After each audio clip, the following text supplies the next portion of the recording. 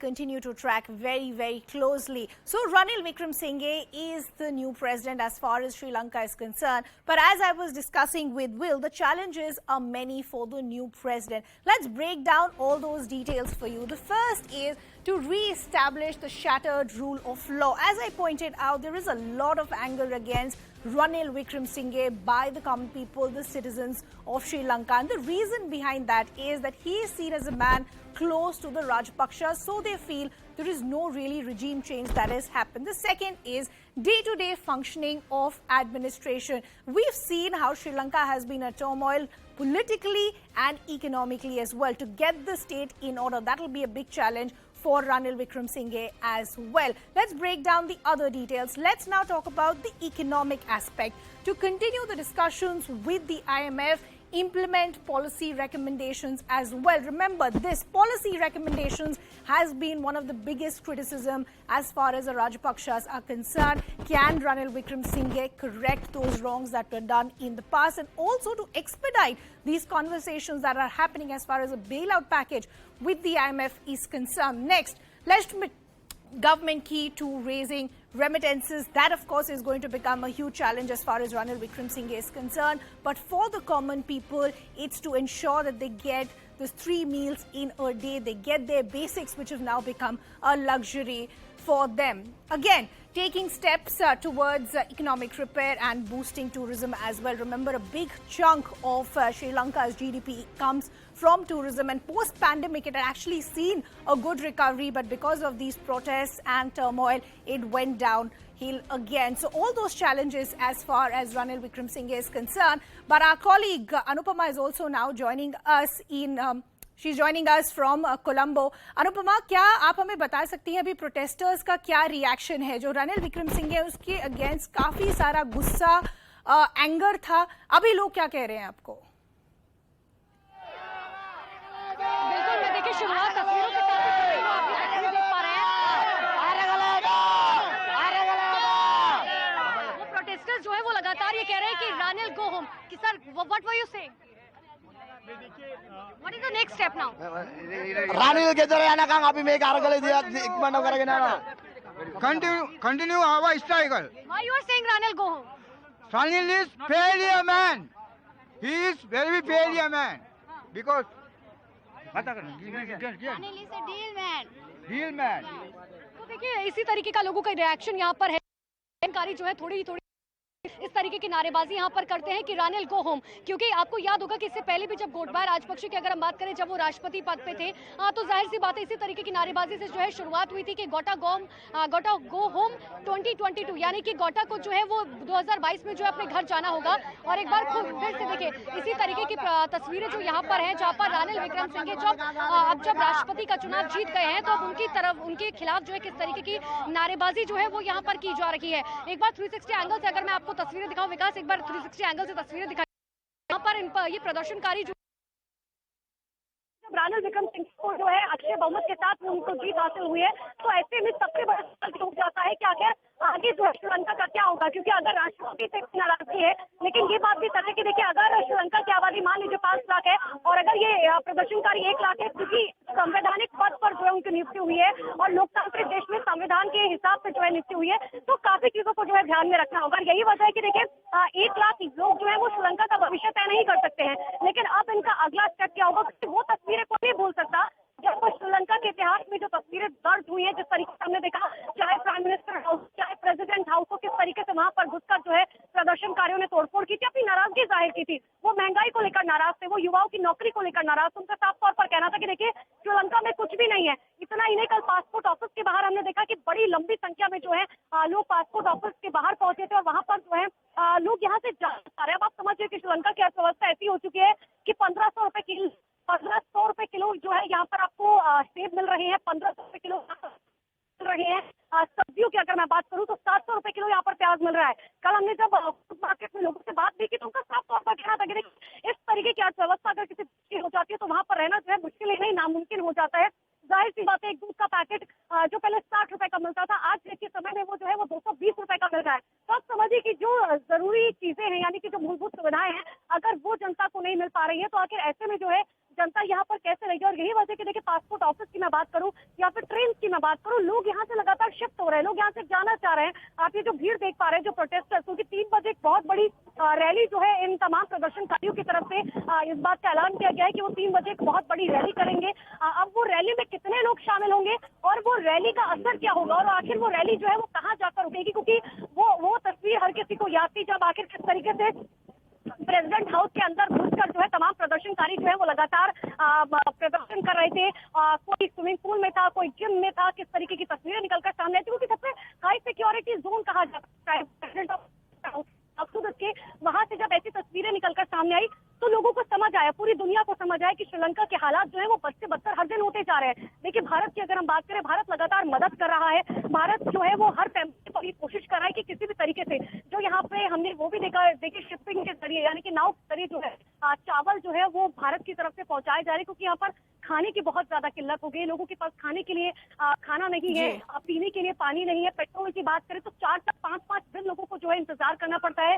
एक लंबी क्यू हमने यहाँ पर देखी है कि लोग जो है 4-5 दिन बाद उनका जो है पेट्रोल के लिए नंबर आता है। अगर कोई बाहर जाए तो पासपोर्ट लेके वो जरूर उसको पेट्रोल मिल जाएगा, लेकिन जो लोकल रेजिडेंट्स हैं वो कहाँ जाएंगे, क्योंकि अगर किसी को इमरजेंसी है, किसी को हॉस्पिटल जाना है लेकिन पेट्रोल नहीं है तो कैसे कोई जाएगा। यही वजह है कि देखिए भुखमरी भी यहाँ पर सबसे बड़ी बात है कि अब जो WHO है उसने इस बात को लेकर चिंता जाहिर की कि देखिए ऐसे में जो है सबसे बड़ी चिंता इस बात की है कि ऐसा ना हो कि यहाँ के बच्चे जो है वो भूखमरी से मर जाए, क्योंकि जाहिर सी बात है कि जब चीजें महंगी होंगी, आपातकाल क्योंकि यहाँ पर लगा हुआ है, ऐसे में ना पेट्रोल है, ना इमरजेंसी के लिए चीजें हैं, ना मूलभूत सुविधाएं हैं, तो ऐसे में आगे जो है श्रीलंका का क्या होगा, श्रीलंका का भविष्य क्या होगा, ये कहना अभी थोड़ा मुश्किल है। लेकिन देखिए ये प्रोटेस्टर्स की तस्वीरें जो है वो इस बात को बताने के लिए काफी है कि आखिर आगे जो है वो श्रीलंका का भविष्य क्या होने वाला है, किस तरीके से लोग अपनी नाराजगी जाहिर करेंगे। और मुझे लगता है कि अगले 24 से 48 घंटे जो है वो श्रीलंका के लिए बहुत महत्वपूर्ण होने जा रहे हैं कि आखिर रानिल विक्रमसिंघे के राष्ट्रपति बनने के बाद और जिस दिन वो राष्ट्रपति पद की कमान संभालेंगे उस दिन उनकी तरफ से जो है किस तरीके से उस दिन उनकी तरफ से आखिर आगे जो है वो क्या कुछ नया जो है स्टेप लिया जाएगा। जी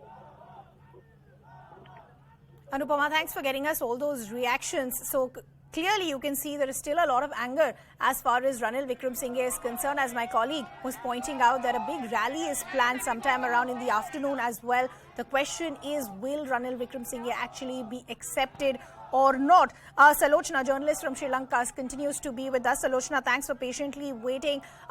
Beyond all the political turmoil and what will happen with the IMF, the concerns for the citizens and the common people are that can they ensure that they can get 3 meals a day? That's the concern. Can fuel still be something that is accessible to them? Will hospitals be accessible to them? Do you think Ranil Wickremesinghe, with all the experience that he's had in the past, will be able to move away from the image of seen as a supporter of the Rajapakshas and create an own character and niche for himself? Now that he has been elected as the president, his obvious duty is to do that. So let's hope we can anticipate something of that he will elevate the crisis situation from what it is now to make sure that the political instability is very much key for what do you call economic upliftment. So basically, if the political instability is there, then we can look for an economic crisis being sort of reduced and people to feel ease at all in the country. So we can now anticipate that's the only alternative left now that he has become the president. His next step would be to basically look for the IMF bailout and work towards a plan to make sure that the country people are at ease in a crisis situation like this. The economic crisis has hit very badly in every house, every person is impacted. That's the exact reason why the political instability came into place. So having that being the key issue, the government that is now being elected will have to seriously consider the plight of the people and sort of elevate them from this critical juncture. And if we don't do it, it's going to be very bad in the coming days, and we will, with the protests, with having Ranil as the prime president, as well as the economic crisis, it's going to become a serious period where people can really go through a very bad time. Yeah. So hence the Salochna, next option is to anticipate. I agree with what you're putting out.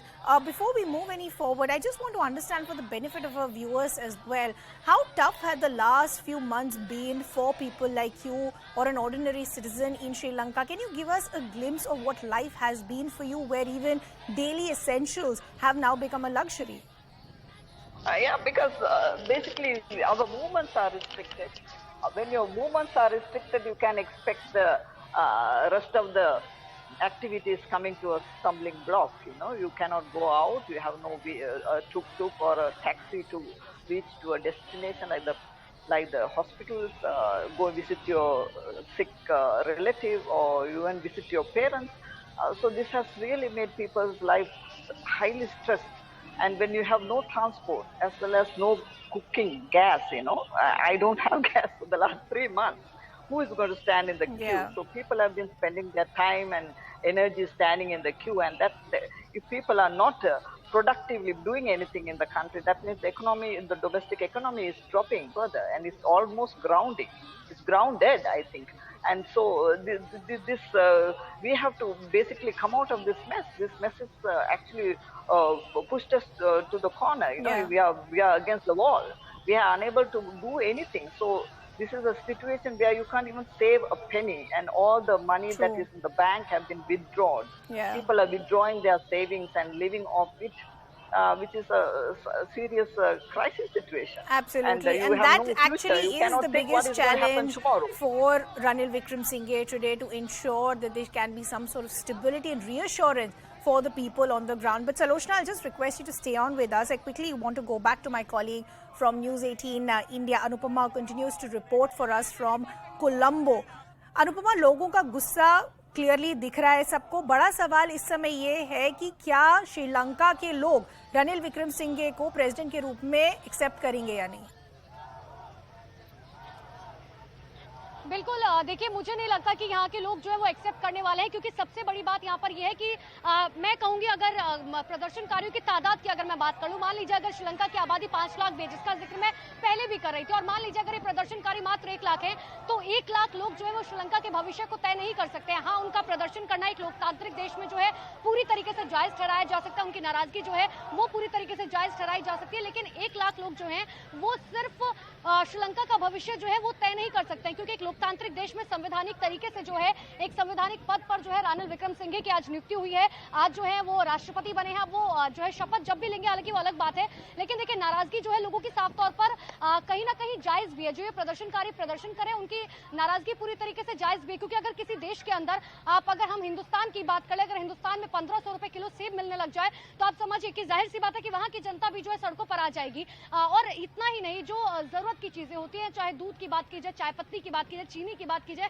चावल, आटा, ये सब इतना ज्यादा यहाँ पर महंगा हो चुका है, जिस वजह से लोग जो है लगातार प्रदर्शन कर रहे हैं. उनका कहना है कि देखिए अगर श्रीलंका के अंदर, अगर मैं खासकर रोजगार की बात करूं, समझिए कि अगर चीजें इतनी ज्यादा महंगी है तो रोजगार जो है लोगों को कहां से मिलेगा, क्योंकि अगर यहाँ पर रोजगार नहीं है तो जाहिर सी बात है कि लोग यहाँ से वापस जाएंगे. हमने कल देखा कि पासपोर्ट ऑफिस के बाहर जो एक बड़ी लंबी तादाद में लोग यहाँ पर खड़े हुए थे.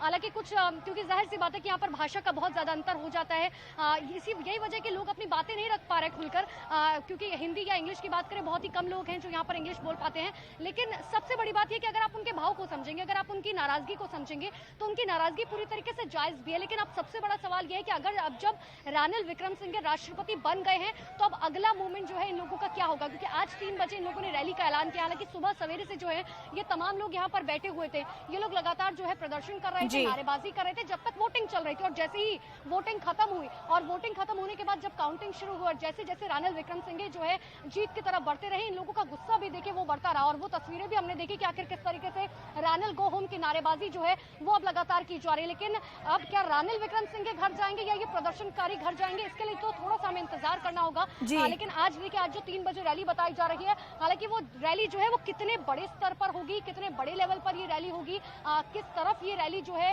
इस पूरे मूवमेंट को लेकर जाएगी, इसके लिए भी हमें इंतजार करना होगा. लेकिन देखिए अगले 24 घंटे जो है, जो मैं लगातार कह रही हूँ कि अगले 24 घंटे बहुत महत्वपूर्ण है, क्योंकि आज वो राष्ट्रपति राष्ट्रपति बने हैं, अब जब राष्ट्रपति पद की वो शपथ लेंगे, ठीक उससे पहले जो है लोगों का गुस्सा यहाँ से, अब प्रदर्शनकारी जरूर थोड़े से हटे हैं, लेकिन जाहिर सी बात है क्योंकि वो आगे प्लानिंग करा। आप ये जो टेंट देख पा रहे हैं, मैं एक बार आपको तस्वीरें भी दिखा रही हूँ, क्योंकि देखिए ये जो आप टेंट देख पा रहे हैं, दरअसल ये टेंट उन प्रदर्शनकारियों के ही हैं। ये पिछले 100 दिनों से यहीं पर डटे हुए हैं। ना इन टेंट में जो है इलेक्ट्रिसिटी है, ना बिजली है, ना खाने के लिए चीजें हैं, ना पीने के लिए पानी है, लेकिन बावजूद इनके हौसले इतने ज्यादा बुलंद है और इतनी नाराजगी इनकी सरकार को लेकर है कि समझिए कि महिंद्रा राजपक्षे से लेकर गोटबाया राजपक्षे तक की अगर हम बात करें तो वो नाराजगी जो है वो आगे बढ़ती चली गई है। और यही वजह है कि जब प्रदर्शनकारी सड़कों पर उतरे तो हमने देखा कि आखिर किस तरीके का तांडव हुआ, कि चाहे प्रेसिडेंट हाउस हो, चाहे प्राइम मिनिस्टर हाउस हो, अंदर घुसकर अपनी नाराजगी जाहिर की, तमाम चीजों का इस्तेमाल किया, क्योंकि उनका साफ तौर पर कहना था कि ये जो आराम फरमाया जा रहा है, ये जो नेता है ये भ्रष्ट नेता है और ये सरकार के टैक्स का ही तो उपयोग कर रहे हैं। और अगर सरकार के टैक्स का उपयोग किया जा रहा है तो जनता को उसके फायदे क्यों नहीं मिल पा रहे हैं। सबसे बड़ा सवाल उनकी तरफ से बार बार यही पूछा जा रहा था कि आखिर जनता को जो है गोटबाया राजपक्षे की बात करें, रानिल विक्रमसिंघे की बात करें, आखिर वो दे क्या पा रहे हैं। क्योंकि ये बात हर कोई जानता है कि रानिल विक्रमसिंघे जब प्रधानमंत्री बने थे तो गोटबाया राजपक्षे की पार्टी के समर्थन से ही बने थे और इस चीज को बिल्कुल नहीं नकारा जा सकता है कि देखिए आने वाले समय में हो सकता है कि गोटबाया राजपक्षे जो है रानिल विक्रमसिंघे के प्रधानमंत्री बनते ही जो है वो वापस आ जाए, क्योंकि जाहिर सी बात है जिसका सत्ता है उसी का शासन है और जब शासन